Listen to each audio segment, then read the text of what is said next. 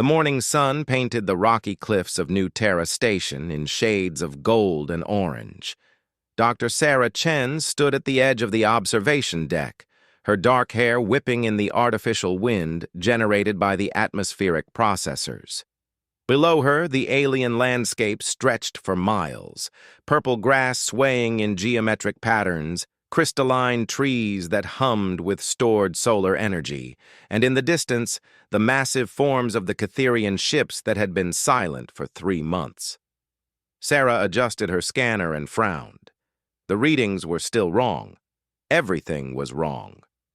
Another dead end? Captain Martinez appeared beside her, his weathered face showing the strain of the past weeks. Behind him, the rest of the research team emerged from the underground facility, their expressions grim. "The biosignatures are getting stronger," Sarah said, not looking away from her instruments. "But we still can't make contact. It's like they're waiting for something." The Catherians had arrived 6 months ago. Their ships were beautiful, flowing curves of metal that seemed to bend light around them, covered in patterns that shifted like living things. They had settled on 12 worlds across human space, but they hadn't spoken. They hadn't attacked. They just sat there, humming with energy that human scientists couldn't understand. At first, everyone had been excited. First contact with an advanced alien civilization. The scientists had prepared greeting messages in every language they could think of. The military had positioned ships at safe distances. The politicians had drafted treaties. But the aliens ignored everything. They didn't respond to radio signals, laser communications, or even physical objects placed near their ships. A few brave pilots had flown close enough to touch the hulls, but nothing happened. The ships just continued their gentle humming, like massive musical instruments playing a song no one could hear. "The Council is getting impatient," Martinez said quietly. "Admiral Foster wants to try more aggressive contact methods." Sarah felt her stomach tighten. She had seen the reports from the other worlds. Aggressive contact methods meant weapons. It meant treating the silent aliens as a threat instead of a mystery to be solved. "Give me more time," she said. "There has to be something we're missing." "You've had 3 months, Chen. The whole scientific community has had 3 months. Maybe it's time to accept that peaceful contact isn't possible." Sarah turned to face him. "What if they're not ignoring us? What if they're just communicating in a way we don't understand?" Before Martinez could answer, Dr. Reeves came running up the path from the research station. His face was flushed with excitement. "Sarah, you need to see this immediately." They followed him back down into the underground facility. The main laboratory hummed with activity as researchers clustered around the central holographic display. The image showed the nearest Catherian ship, but something was different. "Look at the energy patterns," Reeves said, pointing to the swirling colors around the ship. "They changed about 10 minutes ago. The frequency is shifting." Sarah studied the display. The ship's energy field was indeed different. Instead of the steady pulse they had monitored for months, the patterns were becoming more complex. Mathematical, beautiful. "It's like they're responding to something," she murmured. "But what?" The answer came from an unexpected source. Lisa Park, the youngest member of their team, looked up from her workstation with wide eyes. "I think I know," she said quietly. "It started when the Falcon arrived." Everyone turned to look at her. Lisa pointed toward the observation deck above them. "There's been a peregrine falcon circling the station for the past hour. It showed up just before the energy patterns changed." Sarah felt something click in her mind. "Show me." They rushed back to the observation deck. There, perched on the railing just a few meters away, was a magnificent peregrine falcon. Its feathers were the deep blue-gray of storm clouds, and its eyes were bright yellow, almost glowing in the morning light. "Where did it come from?" Sarah asked. "There aren't supposed to be any Earth birds on this planet." "The supply ship from Earth Station arrived yesterday," Martinez said. "It could have hidden in the cargo bay." Sarah approached the bird slowly. It watched her with those brilliant eyes but didn't fly away. There was something about it that seemed different from any bird she had ever seen. It was too calm, too aware. "Hello there," she whispered. The falcon tilted its head and made a soft chirping sound. At that moment, Sarah's scanner exploded with activity. The readings were off the charts. "The energy spike is coming from the bird," she said in amazement. "But that's impossible." She looked more closely at the falcon. Its feathers seemed to shimmer with an inner light, and there were tiny patterns along its wings that looked almost like circuitry, not mechanical circuitry. Something organic but clearly artificial. "It's not a real falcon," she breathed. "It's some kind of biomechanical construct."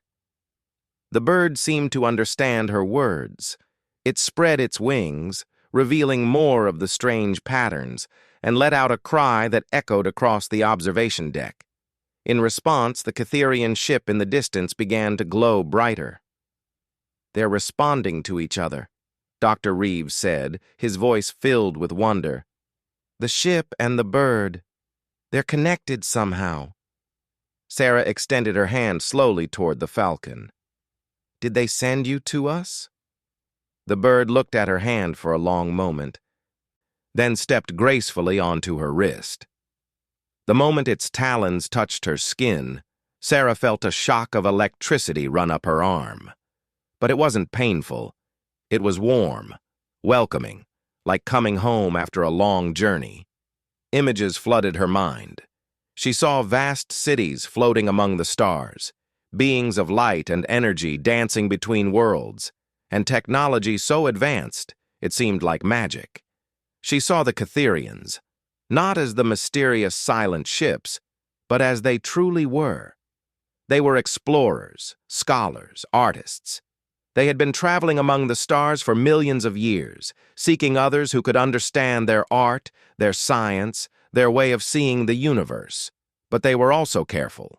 They had learned that not all species were ready for contact. Some were too aggressive, too quick to fear what they didn't understand. So they waited. They sent out scouts, biomechanical constructs designed to find individuals who could serve as bridges between worlds. The Falcon was one such scout. It had been searching for someone with the right combination of scientific knowledge, open-mindedness, and what the Catherians called harmony of spirit. Someone who could understand that the universe was vast and full of wonders, and that communication between species required patience and wisdom. Sarah had been chosen. "I can see them," she whispered, her eyes still closed as the visions continued. "They're beautiful. They want to share their knowledge. But they need to know we're ready." The falcon spread its wings again, and this time Sarah felt herself lifted, not physically, but spiritually. Her consciousness expanded beyond her body, beyond the station, beyond the planet itself. She could feel the vast network of Catherian ships spread across human space, each one waiting for a signal that contact was possible. And she could feel something else, a presence in the depths of space, ancient and wise and patient. The Catherians weren't just explorers, they were guardians of a vast galactic community, species that had proven themselves capable of peaceful contact and mutual cooperation. Earth could join that community, but only if humanity proved it was ready. The test wasn't about technology or military strength. It was about wisdom, about the ability to approach the unknown with curiosity rather than fear, with respect rather than aggression. Sarah opened her eyes and looked at the falcon perched on her wrist. Around them, the entire research team was watching in amazement as the air itself began to shimmer with energy. "What do they want us to do?" she asked. The answer came not in words, but in understanding that flowed directly into her mind. The Catherians would share their technology, their knowledge, their friendship. But first, humanity had to prove it could handle such power responsibly. There would be challenges ahead, tests of character, wisdom, and unity. Some humans would resist. Some would try to use Catherian technology for war and conquest. Sarah would be the bridge between the two species. Through her connection with the Falcon, she could communicate with the Catherian collective consciousness. She could help guide humanity through the trials ahead and toward a future among the stars. But first, she had to survive what was coming. Admiral Foster and his fleet were already en route, armed with weapons designed to crack open the Catherian ships. They saw the aliens' silence as a threat, their peaceful waiting as preparation for war. The Falcon cried out again, and the Catherian ship in the distance began to move. Not aggressively, it simply lifted off from the surface and glided gracefully into the upper atmosphere, a signal to its sisters across human space. Contact had been established. The testing could begin. Sarah felt the weight of responsibility settle on her shoulders like a mantle. Humanity's future among the stars depended on what happened next. She looked at Captain Martinez and the other researchers, all of whom were staring at her with a mixture of awe and concern. "The real test starts now," she said, and the Falcon on her wrist let out a cry that seemed to echo across the heavens themselves. In the distance, more ships were beginning to move. The time of silent waiting was over. The time of trial had begun. 3 days after the Falcon's arrival, Admiral Foster's battle fleet dropped out of hyperspace at the edge of the new Terra system. Sarah felt their arrival before the long-range sensors picked them up. The Falcon, which had not left her side since that first contact, let out a sharp cry and spread its wings in agitation. "They're here," Sarah said, even as the communication officers began reporting incoming ships. Captain Martinez looked at her strangely. "How did you know that?" Sarah touched the Falcon's head gently. Its feathers felt warm under her fingers, and she could sense the vast network of Catherian consciousness stretching across space. "The Catherians can feel them coming. 12 ships, heavily armed. Admiral Foster is planning something foolish." The main screen in the research station's command center flickered to life, showing Admiral Foster's weathered face. His eyes were hard as steel, and Sarah could see the determination that had made him famous throughout the human fleet. "Dr. Chen," Foster said without preamble, "I understand you've made some kind of contact with the aliens." "They're called Catherians," Sarah replied. "And yes, we've established communication." "Good. Then you can tell them to surrender immediately or face the consequences." The Falcon on Sarah's shoulder let out an angry screech. Around the research station, the air began to shimmer with the same energy patterns they had observed around the alien ships. Several of the monitoring devices started beeping urgently. "Admiral, you don't understand," Sarah said quickly. "They're not hostile. They're testing us. This is a chance for humanity to join a galactic community of peaceful species, but only if we prove we're worthy of that trust." Foster's expression didn't change. "I've heard the reports from the other contact sites, Doctor. Silent aliens in powerful ships, positioned near our most important worlds. That's not peaceful behavior. That's preparation for invasion. I'm giving them 6 hours to respond to our demands for communication or we open fire." The connection ended, leaving Sarah staring at the blank screen. Around her, the research team looked worried. They had all come to understand that the Catherians were not enemies, but Admiral Foster represented the opinion of many in the human government. Fear was easier than trust, aggression simpler than patience. "Can you warn them?" Dr. Reeves asked. Sarah closed her eyes and reached out through her connection with the Falcon. The response came immediately, a wash of calm understanding tinged with sadness. The Catherians had expected this. Human history was filled with examples of military solutions to diplomatic problems. They were prepared. "They know," she said, "but they're not going to retreat. This is part of the test."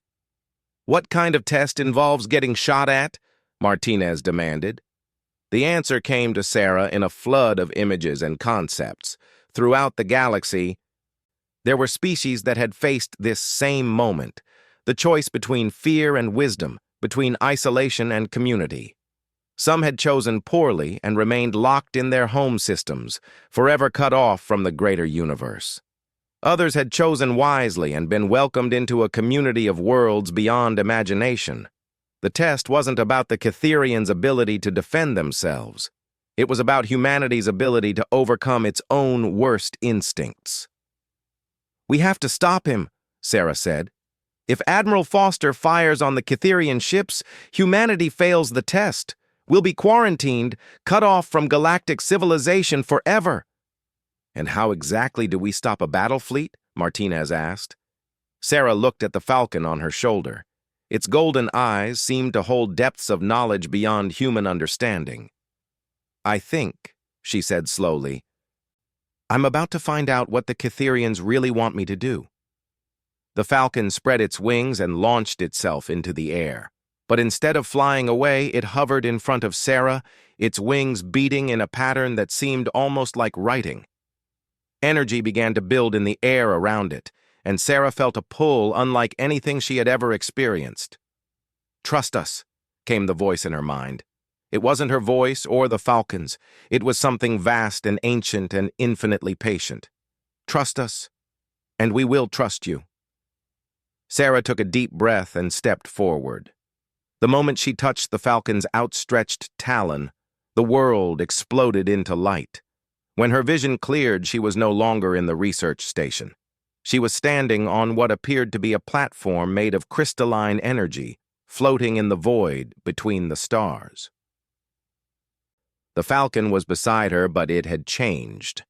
It was larger now, more radiant, and she could see the intricate patterns of biomechanical enhancement that ran through its entire body.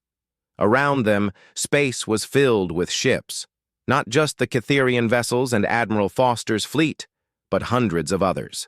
Ships of designs she had never seen, belonging to species she could barely imagine. They stretched in all directions, a vast armada of observers waiting to see what humanity would choose. "Welcome, Sarah Chen," said a voice that seemed to come from everywhere at once. "You stand at the crossroads of your species' destiny." A figure materialized before her, tall, graceful, with skin that seemed to contain galaxies and eyes like distant stars. This was a Catherian in their true form, and Sarah felt a wave of awe wash over her. "I don't understand," she said. "Why me? I'm just a xenobiologist." "You are more than that," the Catherian replied. "You are one who sees wonder where others see threat. One who asks questions where others demand answers. One who seeks to understand rather than to conquer." The Falcon, her Falcon, spread its wings again, and Sarah suddenly understood. The biomechanical construct was more than a scout or a communication device. It was a test in itself. For 3 months, the Catherians had waited for someone to approach their ships with curiosity rather than fear. Instead, humans had sent probes and weapons, demands and ultimatums. Only Sarah had looked at the mystery and wondered what she could learn rather than what she could gain. "Your Admiral Foster approaches with weapons charged and demands prepared," the Catherian continued. "In 6 hours, he will fire upon our ships. If he does, your species will be judged unready for contact. You will be left to develop in isolation until you learn wisdom. But if I stop him, if you can demonstrate that humanity is capable of choosing cooperation over conflict, understanding over aggression, then the test continues. But know this: stopping Admiral Foster is only the beginning. The real trials lie ahead." Sarah looked around at the vast fleet of alien ships. Each one represented a species that had faced this same choice. Each one had chosen wisely. "What do I have to do?" The Catherians smiled, and their entire form seemed to glow brighter.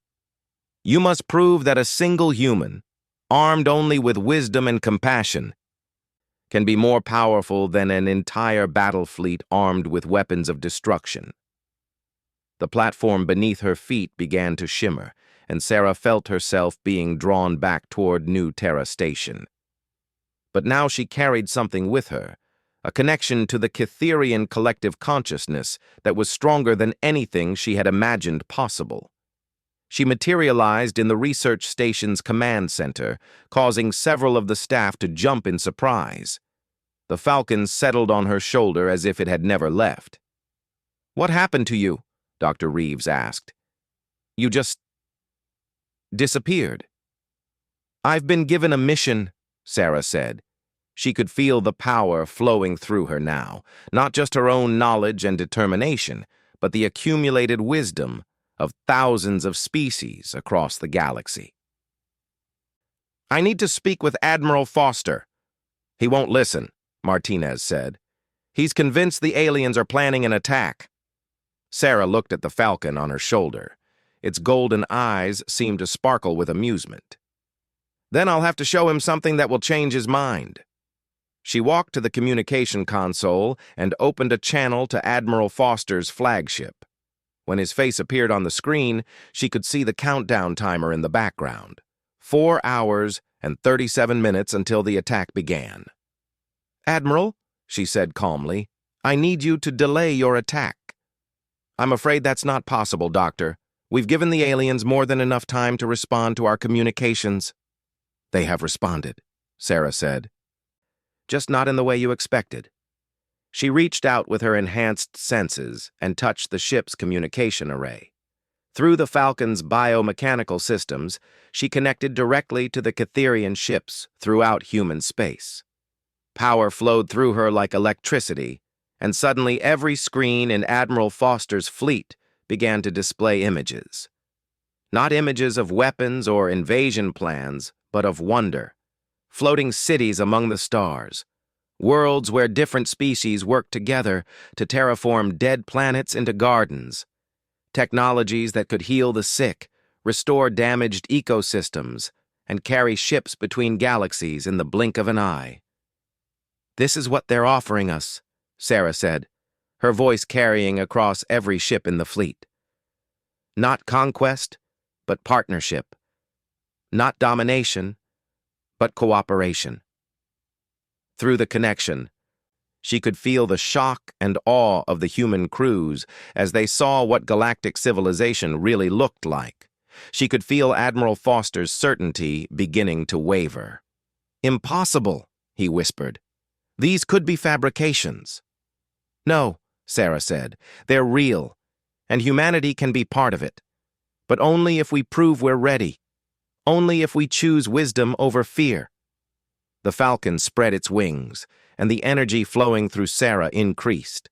She could feel the vast network of Cytherian consciousness, and through it, the presence of hundreds of species watching humanity's choice. "Stand down your weapons, Admiral," she said. "Let me show you what we could become." For a long moment, Foster stared at the images flowing across his screens. Cities of light, beings of incredible beauty and intelligence, technologies that seemed like magic. Finally, he turned back to look at Sarah. "If this is real," he said slowly, "then everything changes." "Everything," Sarah agreed. "But first, we have to prove we deserve it." The countdown timer on Foster's screen flickered and stopped. One by one, the weapon systems of his fleet powered down. Around New Terra Station, the Cytherian ships began to glow brighter, their energy patterns shifting from defensive postures to something that looked almost like joy. But Sarah knew this was only the beginning. The real test was yet to come. The Falcon on her shoulder cried out once, and the sound echoed across the heavens. In response, the stars themselves seemed to answer, and Sarah felt the weight of destiny settling on her shoulders like wings. 2 weeks after Admiral Foster's fleet stood down, the real test began. Sarah stood in the central plaza of New Geneva, Earth's capital city, watching as crowds gathered around the massive holographic displays that showed the Cytherian ships throughout human space. The ships had emerged from their silent waiting and were now demonstrating their technologies. Healing devices that could repair genetic damage, Atmospheric processors that turned barren worlds into gardens, and energy systems that could power entire civilizations without harming their environments. But not everyone was amazed. Not everyone was grateful. "They're trying to make us dependent on them," Senator Harrison declared from the podium before the Global Council. "This is conquest through generosity. Once we rely on their technology, they'll control us completely." Sarah felt the Falcon shift restlessly on her shoulder. Over the past weeks, their bond had grown stronger. She could sense its thoughts, and through it the vast network of Cytherian consciousness that stretched across the galaxy. The aliens were disappointed, but not surprised. This reaction was common among species facing their first contact with galactic civilization: fear of losing independence, fear of being controlled, fear of change itself.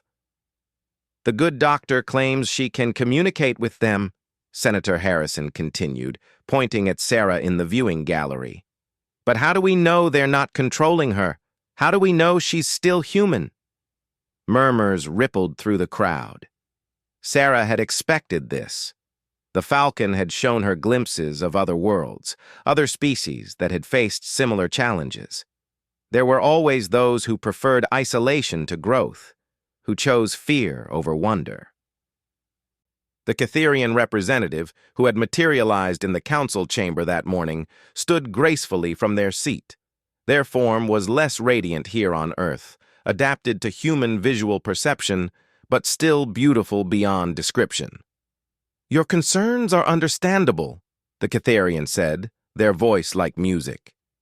"Every species fears the loss of what makes them unique, but joining the galactic community does not require abandoning your identity. It requires expanding it." "Empty words," Harrison shot back. "We want proof that you have no intention of conquering us." "What proof would satisfy you? Leave. Take your ships and your technology and go. If you truly respect our independence, you'll let us develop on our own." The Cytherian was quiet for a long moment. Through her connection with the Falcon, Sarah could feel the sadness of the collective consciousness. This was the moment of ultimate choice. The Cytherians could not force wisdom on any species. They could only offer it and wait to see if it would be accepted. "Very well," the Cytherian said finally. "We will prepare to depart." The plaza erupted in chaos. Some people cheered, seeing this as a victory over alien domination. Others protested, understanding what humanity was about to lose. But Sarah felt something else, a deep, profound sorrow from the Cytherian ships orbiting Earth. This wasn't just about humanity's choice. It was about the species that wouldn't be contacted for another 1,000 years because humanity had failed its test. It was about the diseases that wouldn't be cured, the dead worlds that wouldn't bloom with life, the conflicts that could have been prevented with Cytherian wisdom. The Falcon on her shoulder spread its wings and let out a cry that seemed to shake the very air. Sarah felt power flooding through her, not just the enhanced awareness she had experienced before, but something far greater, the accumulated hope of 1,000 civilizations, the dreams of species yet to be born, the responsibility of choice itself. "Wait," she said, stepping forward. Her voice was quiet, but somehow it carried through the entire plaza. The crowds fell silent. Even Senator Harrison stopped mid-speech to look at her. "You asked for proof that the Cytherians don't want to control us," Sarah said, walking toward the center of the plaza. "I can give you that proof." She raised her hand, and the Falcon launched itself into the air above the crowd. As it flew, its body began to change. The biomechanical patterns along its wings became visible, glowing with soft light. Its size increased until it was no longer a small bird, but a magnificent creature with wings that seemed to touch the edges of the sky. "This is their gift to humanity," Sarah said, her voice carrying to every corner of the plaza and beyond. Through the global communication network, her words reached every human settlement across space. Not control, but partnership. Not domination, but elevation. She reached up toward the transformed Falcon, and it descended to hover just above her outstretched hand. Energy flowed between them, visible now as streams of light that danced through the air. They chose me not because I was the strongest or the smartest, but because I was willing to listen, to learn, to grow beyond what I was. Sarah looked around at the crowd, meeting the eyes of those who watched in wonder and those who watched in fear. That's what they offer all of us, the chance to become more than we are. Senator Harrison stepped forward. And what's the price? What do they want in return for these gifts? Sarah smiled. The answer had been there all along, in every moment of contact with the Catherian consciousness. They want us to do for others what they've done for us, to seek out species that are ready for contact, to share knowledge instead of hoarding it, to choose cooperation over conflict. They want us to become explorers, she continued, teachers, gardeners of the galaxy. They want us to help nurture other species the way they've nurtured us. The falcon above her head spread its wings wider, and suddenly the sky filled with images. Not the same demonstrations of technology they had seen before, but something different. Scenes of humans working alongside aliens to build impossible cities. Human scientists making discoveries that revolutionized understanding of the universe. Human artists creating beauty that spoke to species across the galaxy. Humanity not as junior partners in some alien hierarchy, but as equals, contributors, leaders in their own right. This is what we could become, Sarah said. But only if we choose it freely. Only if we prove we're worthy of the trust they're offering. The crowd was silent now, absorbing what they had seen. Through her enhanced senses, Sarah could feel the shift in mood. Fear was giving way to wonder. Suspicion was being replaced by possibility. But Senator Harrison wasn't finished. And what about those who don't want to change? What about those who prefer humanity as it is? Sarah had expected this question too. The falcon descended to land on her shoulder once more, and she felt the full weight of Catherian wisdom flowing through her. No one will be forced to change, she said. The Catherians have technologies that can preserve entire civilizations in stasis, keeping them exactly as they are for millions of years. Those who want to remain purely human can do so. But those who want to grow, to explore, to become something greater, that path will be open too. She turned to face the Global Council directly. The choice isn't between human and alien. It's between stagnation and growth, between fear and hope, between staying in our cradle forever or learning to walk among the stars. President Chen, no relation, despite the shared surname, leaned forward in her seat. Dr. Chen, if we accept their offer, what happens next?